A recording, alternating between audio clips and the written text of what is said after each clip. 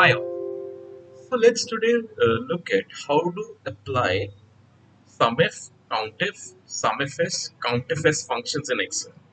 So right now I have a data set in front of me. So let's say if I want to apply Countif function, so I'll write equal to Countif. So firstly I'll give out a range. Let's say I want to count for country per se. So this is my range. And my criteria, let's say, is I want to see how many times Australia is there. So this gives me 3. Same way, if I have to use sumif function, I'll use equal to sumif. My range would be, let's say, again, Australia.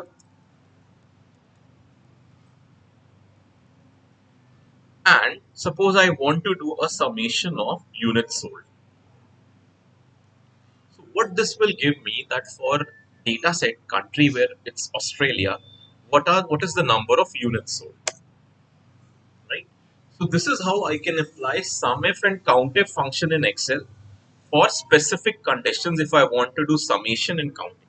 If I want to put in multiple conditions, I can use the functionality of COUNTIFs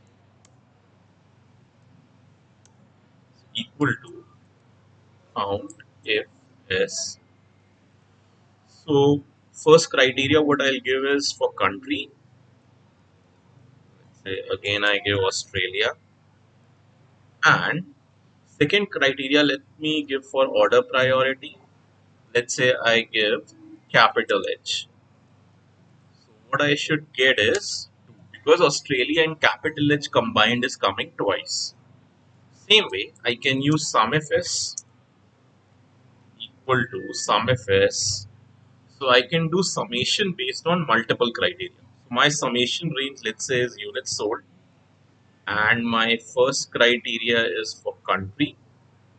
So Australia, let's say.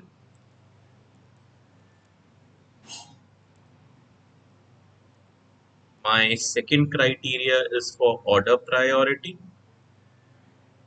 Let's say it's capital H. So for Australia and capital H, I want to find out the number of units. This is what is given me. So this is how I can apply conditions, single as well as multiple, and I can carry out summation as well as counting. Use count function in Excel. So if you like this video, or if this video was helpful, please like the video and please subscribe to my channel for more such videos.